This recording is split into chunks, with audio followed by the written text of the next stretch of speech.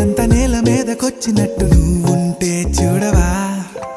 మంచువాన నన్ను ముంచెనంట, వాన విల్లు మీద ఇల్లు కట్టినెవ్వరంట.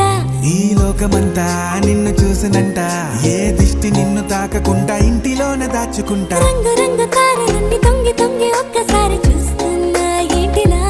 ఆ పైన లేని వెన్నెలంత నేల మీదకొచ్చినట్టు నువ్వుంటే చూడవా.